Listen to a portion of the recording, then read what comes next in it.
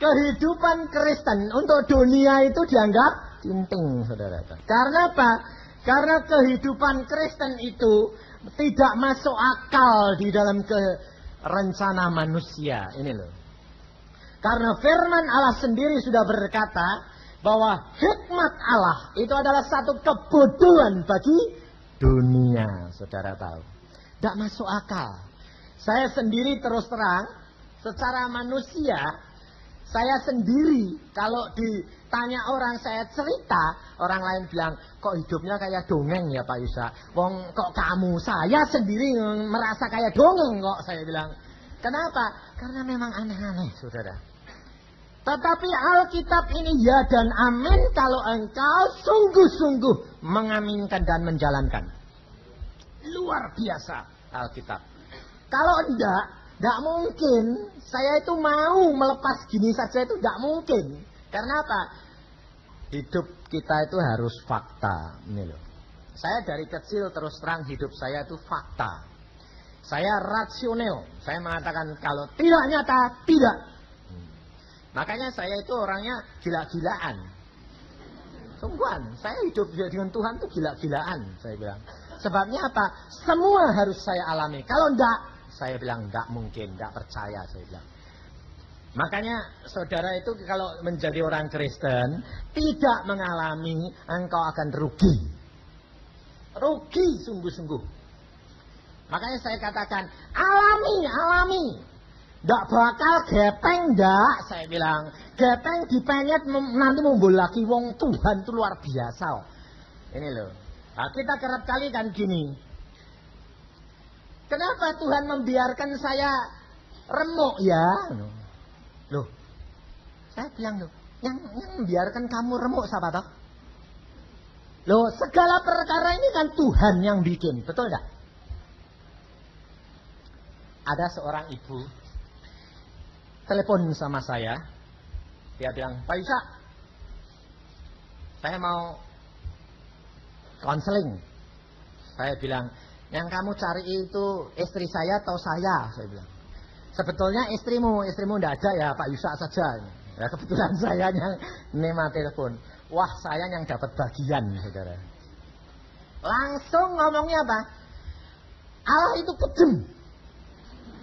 Lah saya kan bingung toh. Ada apa? Saya bilang, mungkin saya salah sangat. Apa? Allah itu sadis. Kejam sadis. Hah? Kenapa? Lah saya ini loh ngalami. Ngalaminya bagaimana? Saya bilang. Saya ini les scroll.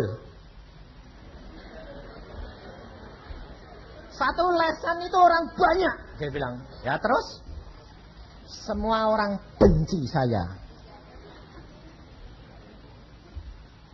Apa Allah itu tidak sadis? Mengapa aku dibiarkan dibenci? Sampai gurunya sendiri maki-maki saya. Lah, terus saya ini bingungnya, saya tanya, Tuhan, orang seperti ini itu ngomongnya harus piye atau bingung saya. Wong yang dimaki-maki, yang marah sama Tuhan, saya bilang. Yang les berapa? Kira-kira 10-20 orang. Nah terus semua maki-maki kamu, benci kamu. Iya. Saya kira kalau ada orang apa-apa dimaki-maki, yang gila yang maki-maki, saya bilang. Iya dong. Orang satu dimaki-maki orang banyak. Lah, yang maki-maki yang gila atau yang satu yang gila? Saya tanya dong. Lah, kamu itu sudah introspeksi, saya bilang. Sudah lihat dirimu sendiri. Saya tidak apa-apa kok. Nah, kalau kamu tidak apa-apa, semua orang maki-maki kamu, orang itu gila, saya bilang. Kamu yang paling benar. Tapi kalau semuanya tidak maki-maki, maki-maki karena ulah kamu yang gila, saya bilang. Saya orangnya terus terang, belak-belakan saya. Lah Pak Yusa turut maki saya, dia bilang. Nah, saya bilang iya. Nah, sebab kamu bilang Tuhan sadis. Tuhanku itu baik kok kamu bilang sadis. Lalu dia bilang gini. Kenapa saya dilahirkan jadi menderita? Apa enggak Tuhan itu sadis gitu. Nah, saya tanya, yang melahirkan kamu itu ibumu, bukan Tuhan, saya bilang. Kalau enggak Tuhan mau, enggak bisa. Saya bilang, zaman sekarang itu zaman kabi. Iya dah. Kalau ibu-ibu enggak mau punya anak, bisa enggak? Hah? Bisa enggak? Lah kabeh itu enggak punya anak, enggak. Lah saya bilang, kenapa bapak ibumu yang enggak mau maki, yang buat kamu? Yang buat tuh bapakmu mbak ibumu. Bukan Pak Tuhan, saya bilang. Loh, bapak ibu saya buat, kalau Tuhan enggak mau, enggak bisa, saya bilang. Tapi kalau Tuhan mau, tapi bapak ibumu enggak mau, KB, bisa enggak? Enggak bisa lah, iya. Lah kamu ada itu bapak ibumu yang bikin, saya bilang. Lalu dia diam saja. Sekarang kamu coba datangi papa mamamu, maki-maki. Dia bilang, enggak berani saya. Lah kok kamu maki Allah, saya bilang. Aja enggak kelihatan no. Loh lah iya itu soalnya. Nah saudara ini lihat Allah enggak? Enggak lah. Nah ini geleng-geleng ibunya. Loh lah kalau engkau enggak lihat dia di dalam perbuatan, di dalam nubuat, di dalam segala perkara, yang kamu percaya itu khayalan enggak? Hah? Ayo. Saya tanya. Ini suratnya siapa? Suratnya Allah, Yesus, ya toh? Betul? Dia cinta kamu atau kamu cinta dia? Dia cinta kamu, betul? Melalui surat? Ya. Terus kamu jatuh cinta sama dia enggak? Kalau enggak jatuh cinta enggak ada di sini, betul ya? Betul ya? Oke. Kalau orang jatuh cinta surat-suratan sampai mesra tapi enggak pernah lihat fotonya, bagaimana? Enggak pernah ketemu. Cintanya itu cinta dalam dalam kenyataan atau cinta dalam mimpi? Hah? Mimpi. Lah kamu cintanya sama Yesus itu mimpi atau kenyataan? Ayo kamu tanya saya. Hah? Kenyataan, berarti kamu sudah ketemu Yesus. Loh betul enggak? Kalau kamu belum ketemu Yesus, itu nyata atau teori? Nah sekarang saya tanya, banyak anak Kristus ini cinta Yesus ini teori atau kenyataan? Teori toh? Nah, kalau teori nanti ketemu masalah, engkau enggak gugur. Kenapa? Enggak kelihatan kok Yesusnya. Ini loh saudara. Kenapa banyak orang Kristen sudah Kristen bertahun-tahun mengalami musibah sedikit gugur? Mengapa?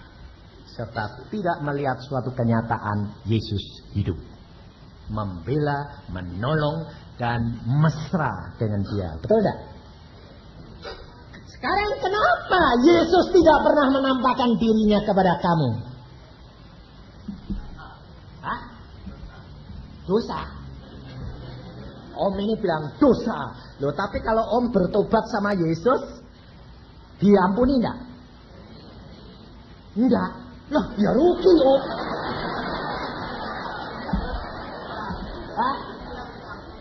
Lah, Om bilang minta ampun dulu, terus diampuni enggak? Ya, kalau sudah diampuni bersih enggak? Nah, bersih. Nah, gitu dah. Rahasianya saudara kenapa Yesus tidak menyatakan diri? Hah? Kurang suci. Betul. Ada enggak ayatnya bahwa Yesus akan menyatakan dirinya kepadamu? Ada enggak? Nah, enggak tahu semua lah. Lah ya, suratnya aja enggak pernah dibaca kok. Bilangnya cinta gombal itu. Coba perempuan di sini loh yang muda-muda ini sudah pernah jatuh cinta belum? Sudah pernah dicintai belum? Sudah banyak yang sudah toh ya? Bapak-bapak, ibu-ibu ini nostalgia. Kalau nulis surat di luar kota enggak ketemu-ketemu, suratnya dibaca berkali-kali enggak? Ditaruh di atas di bawah bantal enggak? Betul toh? Kalau sampai kumal. Loh ini pengalaman saya soalnya. Saya dulu sama istri saya tuh pacaran 13 tahun. Gak ada, zaman sekarang gak ada. Gak sanggup pacaran 13 tahun sama saya. Tapi istri saya sanggup. Nah, karena apa? Memang dia calon saya loh. Tuhan yang memberi, kalau enggak sanggup, saudara tahu. Dan tiap tahun suratnya itu dibendel. Dibaca anak saya, malu saya. Baca, itu kenyataan saudara. Saya kalau datang, lihat surat-surat saya, senang. Kenapa? Malah kumel, senang. Senangin apa? Tandanya dibaca berkali-kali. Alkitabmu, suratnya Yesus, kalau dibuka masih krecek, lengket. Lo jujur, betul enggak? Itu tandanya dibaca apa enggak? Itu kok bilang cinta Yesus. Yesus datang tanya, sudahkah engkau baca suratku? Belum sampai Tuhan. Apa jadinya kalau Tuhan nanti datang? Kecewa, betul Om, kecewa. Ya lah. Si Om ini pinter kali. Om, tapi Om baca Alkitab dah? Sudah selesai? Belum.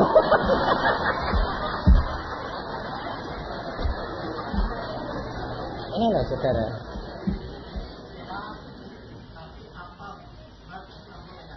Apa Om? 150 ayat apa? Padahal suratnya tebelis gini loh Om.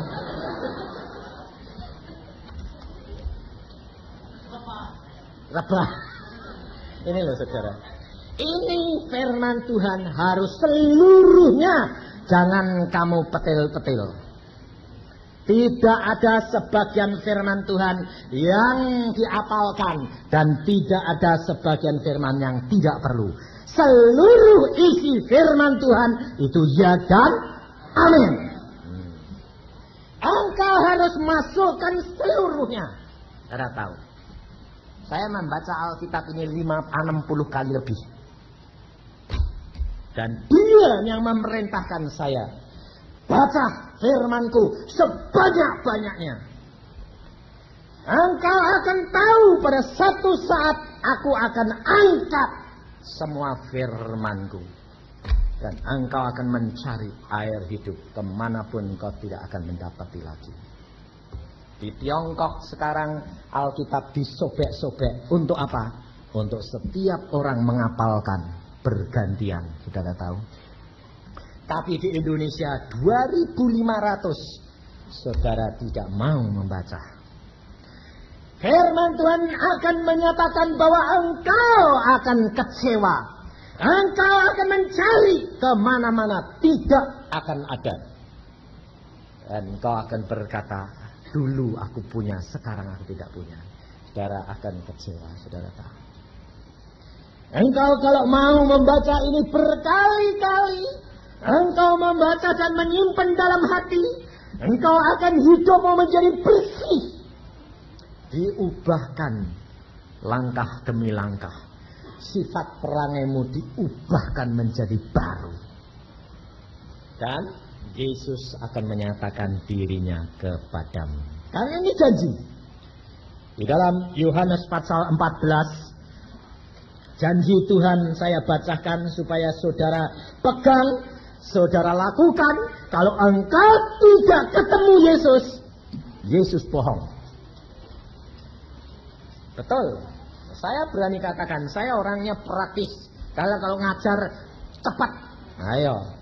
Supaya siapa yang benar-benar dia akan melihat Yesus fakta. Yohanes pasal 14 ayat 21. Saya akan bacakan. Barang siapa memegang perintahku dan melakukannya, dialah yang mengasihi aku. Dan barang siapa mengasihi aku, ia akan dikasihi oleh Bapakku. Dan aku pun akan mengasihi dia dan akan menyatakan diriku kepadanya. Ini janji Allah, bukan janji saya. Kalau engkau melakukan firman-Nya, memegang firman-Nya, melakukan, tandanya engkau mengasihi. Tetapi saudara berkata, aku sudah melakukan. Berapa? Sebagian. Tidak seluruh. Mengapa? Bacanya belum selesai. Nah ini saudara. Berapa tahun engkau menjadi orang Kristen? Kalau saudara baca satu hari 4 pasal, pagi 1 pasal, siang 1 pasal, sore 1 pasal, malam mau tidur 1 pasal, 8 bulan habis Alkitab. Karena saya melakukan ini dari umur 12 di perintah Tuhan.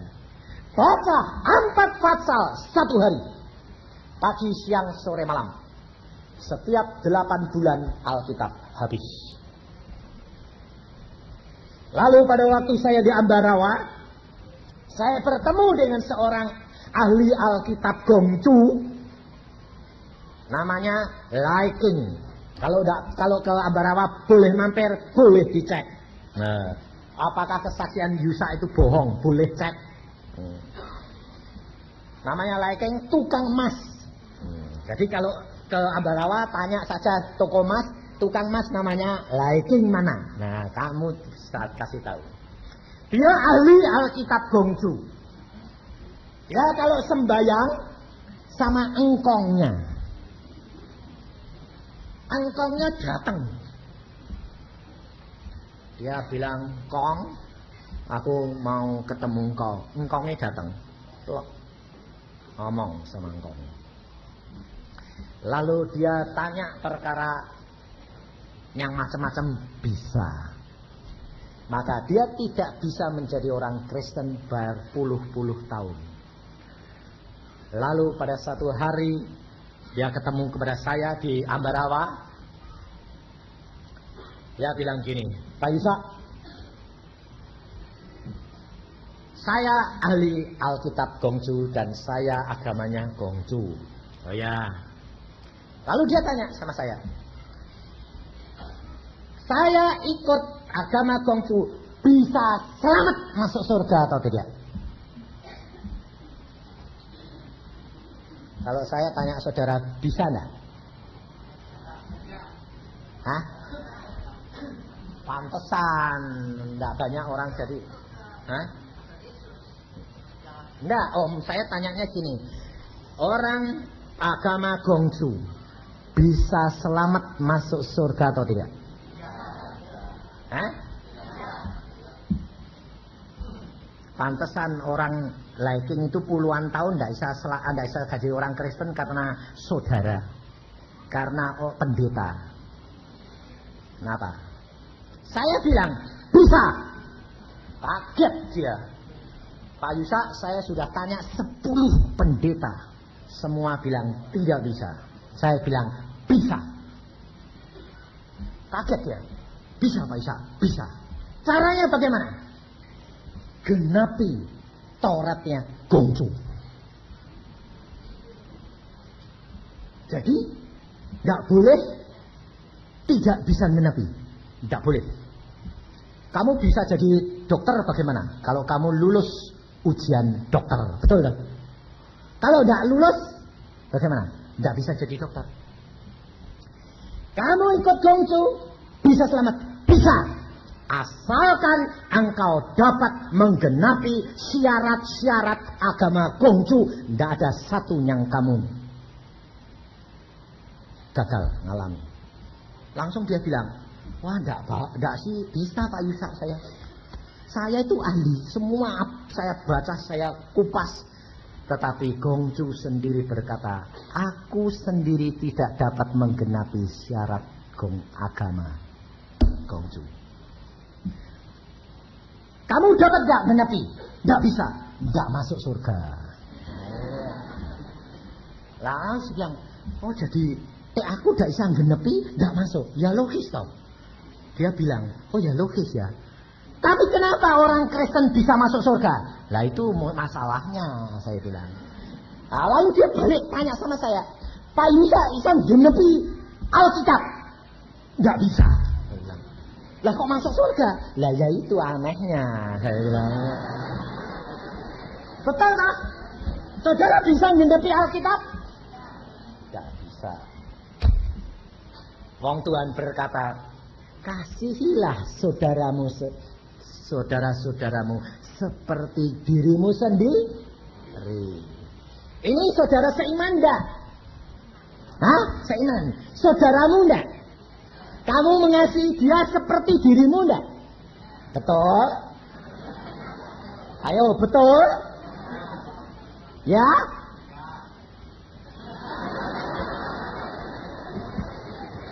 Ini loh saudara. Engkau bisa ngomong, tapi coba saudaramu seiman yang dalam kekurangan, dia bilang, tolong dong kasih modal aku 1 juta. Saudara bilang apa? Ayo jujur. Saudara bilang apa? Maaf ya, aku sendiri kekurangan kok. Betul enggak? Saudara kalau di dalam doa dan roh, di dalam kantong, enggak saudara. Saudara tahu? Kalau ada saudara yang utang kepada kita, enggak bisa bayar, saudara jengkel enggak? Saudara bilang apa? Tuh orang Kristen menelen uangku. Tani petio. Saya tanya, itu uangmu atau uangnya Tuhan? Kalau bilang uangnya Tuhan, lah ditelen dia kok kamu ribut? Ya biar kok. Wong yang nelen ya anak Tuhan kok. Betul enggak? Jujur saudara. Ternyata saudara itu hanya di mulut tapi tidak di hati. Tapi ada enggak anak Tuhan yang sungguh-sungguh? Ada. Seorang anak Tuhan yang sungguh-sungguh, seorang wanita loh. Dia membelikan tanah kepada gereja. Gereja itu dikuasai oleh majelis. Majelisnya kaya-kaya. Lalu harganya berapa ratus juta. Oke, ambil. Dia berdoa pada Tuhan. Tuhan, tanah ini, tanahku mau dibeli gereja. Aku kasih harga pokok atau kasih harga jual Tuhan. Tuhan berkata, itu uangku atau uangmu? Uang Tuhan. Itu tanahku atau tanah Tuhan? Tanah Tuhan. Konsekuen ya? Ya Tuhan. Saudara tahu? Berikan kepada gereja itu dengan harga pokok. Dikasihkan harga pokok. Saudara tahu? Majelisnya tidak mau bayar. Dibayar sedikit, uangnya, modalnya itu dikasihkan dalam bank. Pendetanya sudah janji. Dia bilang, pendeta, ini tak kasih harga pokok. Kamu punya uang berapa? Oh, kita sudah punya uang segini. Baik, itu serahkan saya, tanah saya berikan. Saudara tahu, oleh majelisnya tidak boleh diserahkan. Majelisnya bilang apa? Oh, dia kaya aja kok, gak usah. Saudara tahu, anak Tuhan yang punya tanah ini, dia bayar bank, dia rugi 300 juta. Saudara tahu? Bayari renten 300 juta, saudara tahu. Dia bilang, Tuhan, anak-anakmu itu majelis-majelis kok jahatnya kayak gitu Tuhan. Lalu Tuhan berkata, itu uangku atau uangmu? Uang Tuhan. Lah kamu rela enggak habis? Ya habis ya sudah, wong Tuhan yang ngasih. Ya sudah, jangan ngomel. Enggak. Tiap bulan bayari renten saudara dia di bank. Sampai habis 300 juta. Tetapi setelah itu diuji oleh Tuhan, diuji oleh Tuhan. Dan dia tetap, Tuhan itu uangmu bukan uangku, peduli amat. Lalu asal ketemu bilang, tidak apa-apa, tidak mau bayar. Tidak apa-apa, itu uangnya Tuhan, kamu bertanggung jawab sama Tuhan. Nah itu loh anak Tuhan yang sungguh, betul enggak? Nah kalau saudara bagaimana? Hah? Utang tidak bayar, ngomel enggak? Ngomel. Katanya uang Tuhan. Lah kok ngomel? Belajar bahwa apa yang kita ada itu adalah anugerah Allah. Ini saya buktikan sendiri. Setiap saya terima persembahan, saya berdoa. Tuhan, ini milik siapa? Suruh berikan, tak berikan. Saya. Dan Tuhan tidak pernah aku kekurangan. Dan anak Tuhan ini, dia bilang apa? Biarin Pak Yusa, dia ngikut saya 300 juta. Tidak apa-apa. Saudara tahu, setelah ujian masanya selesai, Tuhan ganti dia berapa? 3 miliar. Sampai dia bilang, aku tidak bisa mengerti. Setelah lulus ujian, Tuhan berikan aku 3 miliar. Aneh enggak? Itu Tuhan, saudara. Karena apa? Firman Tuhan sendiri yang berkata di dalam Yakobus. Mari kita baca. Di dalam kitab Yakobus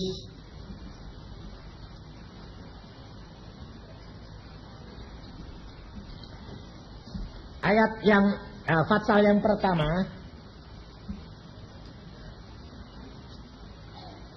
ayat yang kedua, saudara-saudaraku, anggaplah sebagai suatu kebahagiaan apabila kamu jatuh ke dalam berbagai-bagai pencobaan. Sebab kamu tahu bahwa ujian terhadap imanmu itu menghasilkan ketekunan. Dan biarkanlah ketekunanmu itu memperoleh buah yang matang, supaya kamu menjadi sempurna dan utuh dan tak berkekurangan suatu apapun. Perhatikan firman Tuhan. Kitab Yakobus ini, saudara, Yakobus ini adalah saudara Tuhan Yesus sendiri. Ini bukan Yakobus, murid Tuhan Yesus yang 12 rasul, bukan. Karena Yakobus, murid Tuhan Yesus, itu baru Tuhan naik ke surga berapa saat, kepala Yakobus sudah dipancung. Jadi Yakobus ini bukan Yakobus murid Tuhan Yesus, tapi Yakobus ini adalah adik Tuhan Yesus. Di mana pada waktu Tuhan Yesus hidup di dalam dunia, dia menginjil, Yakobus sendiri tidak percaya bahwa dia adalah Mesias. Banyak orang Kristen sama dengan Yakobus. Nanti kalau sudah Yesus mati, Yesus sudah pergi, baru saudara akan percaya bahwa itu Mesias. Rugi, saudara. Engkau harus mulai sekarang praktekkan hidup kekristenanmu secara nyata. Kalau engkau sedang di dalam pencobaan, hadapi dengan penuh ketekunan. Karena ketekunanmu itu akan menjabatan imanmu menjadi sempurna. Dan pada waktunya engkau akan menerima kelimpahan daripada Allah. Ini janji firman. Dan ini nyata di dalam kehidupan tiap-tiap anak-anak Tuhan. Praktekkan segala perkara dengan Yesus. Luar biasa. Saya selalu mengatakan praktek. Lah ini saudara Ambarawani Lighting ini, dia pada waktu itu terus dia bilang, oh kalau gitu Pak Yusa bagaimana bisa selamat? Saya bilang, aku tidak dapat menggenapi syarat Yesus, tetapi Yesus sudah menggenapi syarat Taurat. Dan Yesus sudah dapat kunci alam maut. Dia kunci surga pun di dalam tangan dia. Sekarang saya bilang, saya percaya kepada Yesus. Saya diangkat anak sama Yesus. Kalau aku diangkat anak sama Yesus, Yesus yang punya jalan ke surga, aku ikut di belakangnya. Masuk enggak? Dia bilang, oh ya masuk ya. Iya, kamu enggak anaknya toh. Anaknya Gongju toh. Ya turu toh Gongju. Langsung dia bilang, oh jadi enaknya ikut Yesus itu gak bisa, tapi Yesus genepi. Iya, Yesus bayar untuk engkau. Contohnya, engkau mau masuk ke gedung pesta besar, bayarnya mahal. Anakmu bilang, Pak, aku kepengen masuk. Tapi sebelumnya itu dia bilang sama temannya, yuk masuk pesta itu. Terus temannya bilang, kowe punya duit berapa? Bayarnya berapa? 50.000. Wah, aku tidak punya. Nah yang satu bilang, aku tidak punya, papaku ya tidak punya segitu. Tapi yang satu bilang, aku mau pulang, minta papa. Papaku punya, papaku punya. Lah kamu, lah aku papaku tidak punya itu, ya tidak bisa. Ya sudah, aku pergi. Nah sekarang saya bilang, Pak, aku kepengen turut masuk ke pesta itu. Tapi aku tidak punya duit, Pak. Jangan khawatir, bapakmu punya. Anak itu tidak usah bayar toh. Turut di belakang bapak itu. Dibayar toh harganya. Masuk enggak? Masuk. Hal ini dibuktikan, saudara. Ada enggak orang-orang di sini yang pernah ikut Kuan Im? Ayo. Ada seorang hamba Tuhan. Sekarang masih hidup. Kalau tidak percaya cari di Cengkareng. Namanya Mbok Susevanya. Dia seorang hamba Tuhan, sekarang sudah tua. Dia pada waktu kecil di kota Indramayu, di desa sana, mamahnya ini orang pengikut Kuan Im. Anak-anaknya masih kecil-kecil. Kemudian anaknya ini pergi sekolah minggu. Ada pendeta ke sana ngajar sekolah minggu. Anaknya ini pergi sekolah minggu. Lalu anaknya ini bilang sama mamahnya, Mama, ada Yesus jempol, mah. Kuasanya luar biasa. Nah, lalu mamah ini kan khawatir. Ini anakku ini turut siapa? Wong aku turut Kuan Im, kok anakku turut Yesus? Kemudian dia ini sembahyang. Kalau sembahyang jam 12 malam dia sembahyang. Sebabnya apa? Dia ini punya janjian sama Kuan Im pada waktu dia muda. Dia sakit keras sampai mau mati. Dia minta sama Kuan Im gini, Kuan Im, kalau engkau sembuhkan aku mau ikut engkau sampai mati. Saudara tahu, Kuan Im-nya datang sungguh. Makanya kamu ini jadi orang Kristen. Bisa kalah sama pengikut Kuan Im. Yang ikut Kuan Im-nya mau datang. Yang pengikut Yesusnya tidak mau datang. Karena apa? Karena anak-anak ini tidak nurut. Yesus tidak mau menyatakan diri. Saudara tahu, rugi kamu nanti. Dia datang Kuan Im-nya. Lalu datang bilang sama dia, aku sembuhkan kamu. Engkau bersumpah sampai mati ikut aku. Ya, sembuh total.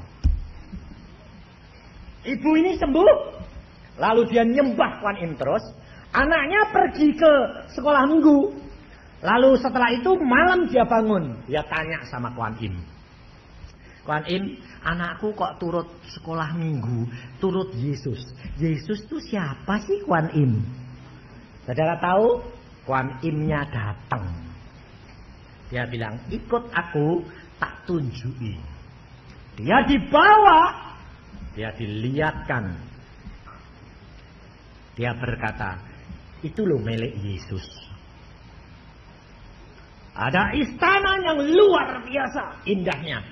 Lalu ada kereta putih, ditarik kuda banyak. Lalu pengikutnya pakai jubah putih banyak sekali.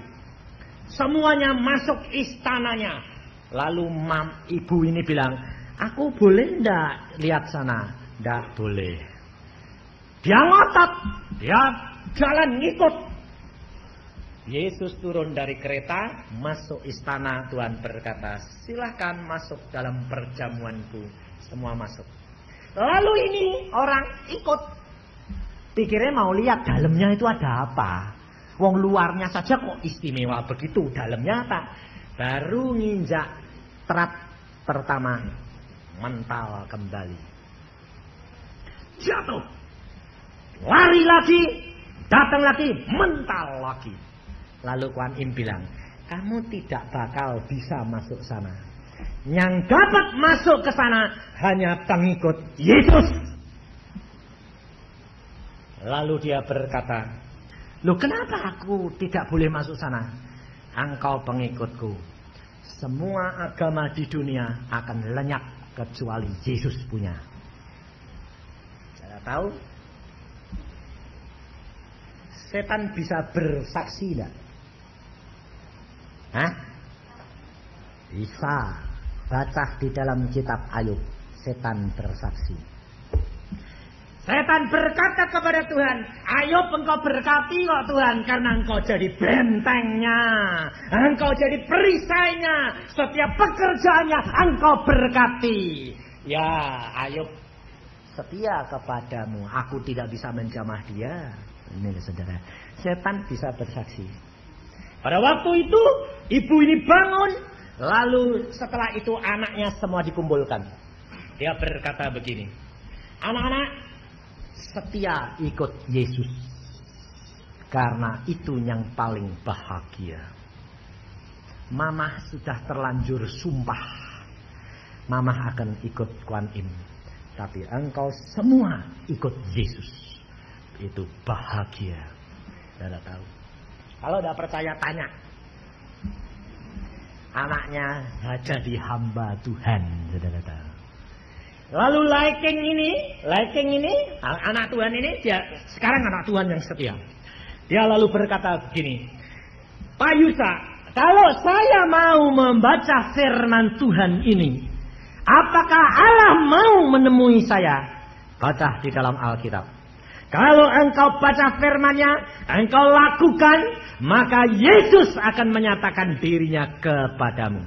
Kalau tidak, jangan jadi orang Kristen. Saya terus terang. Lalu dia baca, saudara tahu, dia kalau membaca semalam-malaman, dalam waktu 3 bulan Alkitab habis. Semalam-malaman tidak tidur. Wah, ramai, dia bilang, luar biasa. Langsung dia berkata, perjanjian baru adalah sambungan daripada kitabnya Gongju. Dia ngomong sendiri. Luar biasa. Mengapa aku dulu tidak mengenal? Karena hamba-hamba Tuhan kerap kali memotong, tidak bijaksana jawabnya.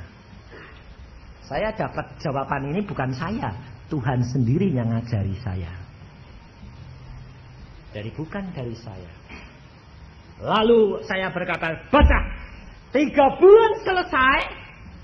Dia ketemu lagi saya menginjil ke Semarang, dia ketemu. Dia bilang, Pak Yusa, 3 bulan sudah habis. Saya sekarang mulai lagi. Lalu saya berkata, ada janjinya? Ada.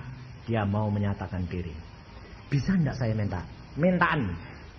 Dia tulus hati, dia sembahyang, dia berkata, Tuhan, aku sekarang percaya kepadamu. Aku yakin bahwa firman-Mu ya dan amin. Tapi izinkan aku sekarang bicara sama engkong dulu. Orangnya nyata loh dia. Lalu dia sembahyang lagi sama engkongnya. Sebabnya saya ajari gini. Bagaimana Pak Yusa caranya? Gini, kamu sembahyang sama engkongmu dulu. Engkongmu biasanya kan datang. Ya. Sekarang kamu bilang, Kong, kalau engkau lebih kuasa daripada Yesus, silahkan datang Kong. Loh, bisa gitu? Ya, tantangan. Saudara, sungguh ditantang.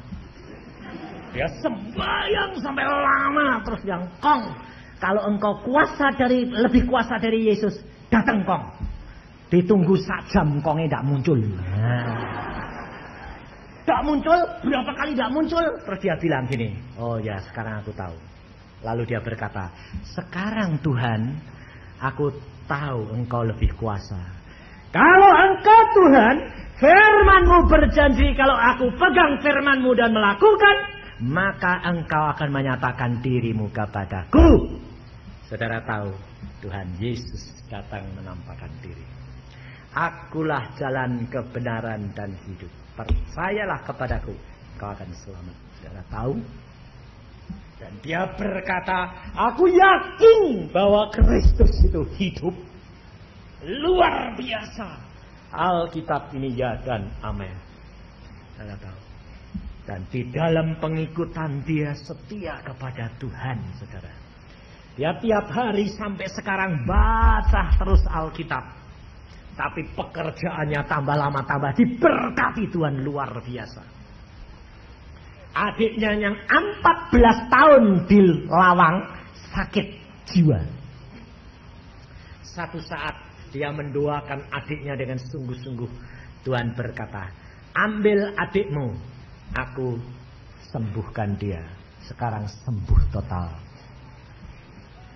Engkau akan ketinggalan karena firman Tuhan berkata, siapa yang terdahulu akan menjadi yang terkemudian.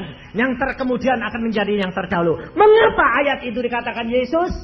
Karena banyak anak-anaknya yang tidak setia. Kalau engkau tidak mau setia, engkau akan ketinggalan. Tapi saya tidak mau. Sebab firman Tuhan di dalam Roma 8 ayat 29 berkata, yang dipanggil terlebih dahulu, yang semula-mula dipanggil, dia akan ditetapkan semula sama dengan Yesus. Jadi tidak dipanggil permulaan terus jadi kemudian tidak. Yang dipanggil mula-mula, dia akan ditetapkan semula sampai sama dengan putranya Yesus. Maka dari itu saudara, malam hari ini engkau diperingatkan. Kedatangan Tuhan sudah amat singkat. Kalau engkau di dalam pencobaan, engkau sedang dilatih oleh Dia. Untuk supaya engkau cakap menghadapi pencobaan demi pencobaan. Ujian demi ujian. Supaya apa? Pada masanya ujian yang terakhir datang, engkau cakap dan engkau lulus. Firman Tuhan mengingatkan kita di dalam Daniel pasal yang ke-11. Daniel pasal 11 ayat 31.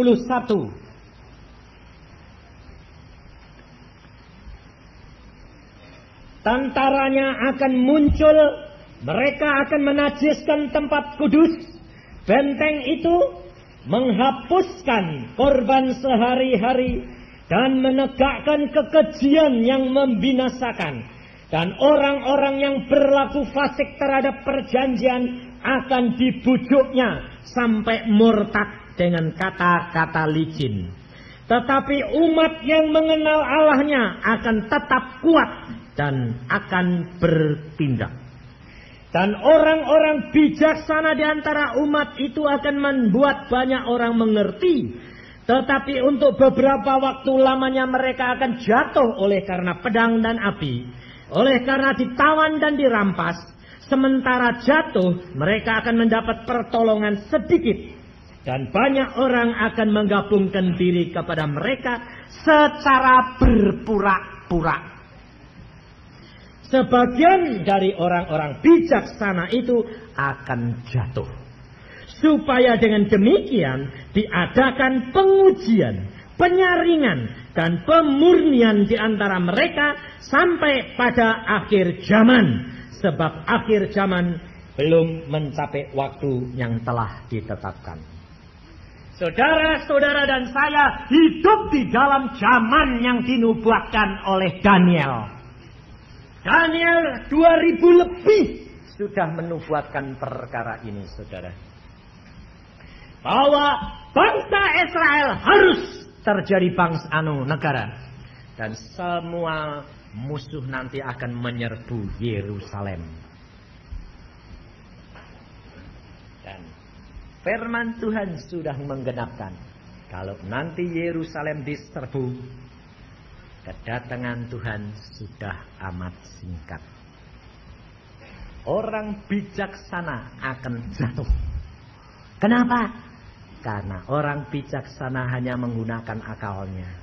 Tetapi orang yang mengenal Allah, dia akan tetap kuat. Kalau engkau tidak kenal Yesus sungguh-sungguh, kau tidak akan mampu, saudara. Firman Tuhan sudah mengatakan kepada kita. Ada seorang hamba Tuhan umurnya 84 tahun. Dia dibawa ke surga 5,5 hari oleh Tuhan. Dia disuruh lihat segala macam perkara di surga. Setelah itu Tuhan berkata, hambaku, kamu kembali ke dunia, katakan, kedatanganku sudah dekat. Apa yang aku tulis di dalam Alkitab, engkau sudah lihat semuanya. Sekarang nyatakan bahwa Allahmu adalah Allah yang ajaib. Bahwa janji Allah ya dan amin. Hamba Tuhan ini, dia dimasukkan di sungai Amazon yang ada ikan piranhanya, berkali-kali dimakankan ikan, tidak mati. Sebabnya apa? Dia bilang, aku tidak boleh mati sama Tuhan kok. Dibuat percobaan ya biar. Dan dia tidak mati. Saudara tahu. Sekarang masih hidup, masih di Amerika. Namanya Dr. Kolek. Dia mengadakan wawancara. Dia mengatakan benar, buktikan. Kalau Alkitab ini ya dan amin, mesti. Sebab saya lihat sendiri luar biasa di sana. Yesus membangun banyak rumah untuk anak-anaknya. Dan banyak rumah yang belum jadi. Dia tanya, kenapa Tuhan belum jadi? Anak-anakku di dalam dunia yang harus menyelesaikan, bukan aku. Kalau dia melakukan firman, aku selesaikan. Setiap kali dia melakukan firman, aku lakukan. Karena Tuhan Yesus berkata, apa yang kamu ikat di dalam dunia terikat di surga. Saudara tahu? Lalu dia dibawa oleh Tuhan melihat apa rumahnya. Tuhan tanya, dia tanya, rumahku mana Tuhan? Di sini kok indah? Tidak di sini, di tingkat yang lebih tinggi. Dia naik, ditunjukin, bagus rumahnya. Lalu, kok besar Tuhan rumahku? Bagus ya. Lalu Tuhan berkata, tergantung berapa jiwa yang engkau peroleh. Kalau engkau banyak, rumahmu seperti istana. Saudara tahu? Maka Markus tadi bilang, jadilah penginjil. Bukan seperti Yusa, tetapi pribadi dengan pribadi. Rumah tanggamu dulu, selamatkan saudaramu, ayah bundamu, lalu family, lalu mulai menjalar ke tetangga dan semuanya. Ini saudara. Dan ini dibuktikan. Dia mengatakan, kalau orang dunia tidak pernah melihat, dan saya katakan, dia tidak percaya. Dibuktikan. Dia berkata, pada waktu aku pulang dari surga, ketemu 2 gadis yang mati. Tabrakan. Lalu saya tanya, hei gadis-gadis, kenapa kamu mau kemana? Aku mau ke surga. Kenapa? Kamu masih muda kok pulang? Kemarin dulu tabrakan mobil kami, 2 mati om. Loh, kamu dari mana? Dari California. Tolong ya om, ini kakak adik saya, kasih tahu mama. Mama saya lihat sedang susah di rumah, menangis. Tubuh kami sudah dikuburkan. Tolong kasih tahu ya om, bahwa kita bahagia di dalam Firdaus. Om, nanti kalau ke California, katakan, nama saya ini, adikku nama ini, rambutku begini, ini, roknya gini, mati tanggal berapa, dikatakan semuanya. Lalu setahun kemudian dokter Kolek ke California, dia khotbah, dia berkata, adakah di sini seorang ibu yang setahun yang lalu gadis suami kakak adik mati? Rambutnya yang satu begini, yang adiknya begini, namanya ini sama ini, umurnya segini, dan matinya tabrakan mobilnya. Seorang ibu dia berdiri, itu anakku. Mengucap syukur ibu, anakmu sudah di Firdaus. Dan dia berkata, aku sekarang percaya bahwa anakku sudah di Firdaus. Dan aku mau pergi ke sana bersama dengan dia. Saudara tahu? Hidup kekristenan itu nyata. Ini kalau kolek ngalami, saya nggak ngalami. Saya orangnya nggak mau. Tapi saudara mau, cuma denger tok. Makanya rugi. Alami. Saya mamahku gitu. Mamah pada waktu kurang 3 bulan meninggal, saya dikasih tahu Tuhan, tidur di rumah saya. Ibumu waktunya sudah singkat. Oi, saya bilang, nah, saya langsung ngomong, Mama, sini Mah. Saya bilang, saya orang yang hidupnya praktis sungguh. Saudara mungkin tidak berani jadi anak saya. Kenapa? Disangka nyepatani. Ibu saya panggil, Mama, sudah siap pulang. Saya langsung loh. Oh sudah. Waktu Mama tinggal sedikit. Oh iya toh, Tuhan ngomong ya. Ini Mama minta berdoa sama Tuhan supaya Mama lihat rumahmu yang di sana. Lu boleh toh? Loh. Alkitab berkata, aku sediakan rumah bagimu. Tidak. Supaya engkau tidak takut kalau pulang. Oh iya, tak sembahyang ya. Ya, sembahyang. Ibu saya tukang sembahyang dia. Jam 3 sembahyang. Sampai ngantuk tidur ya belas. Ternyata saudara tahu, di dalam dia tidur siang, diangkat Tuhan. Dibawa ke Firdaus. Lalu di sana dia lihatkan, ini loh rumahmu. Dia bilang, waduh bagus Tuhan. Aku mau pulang kok Tuhan sekarang. Di sana bangun dia bilang, papa saya dikasih bangun. Papa, oh wis, aku tak lama akan segera pulang.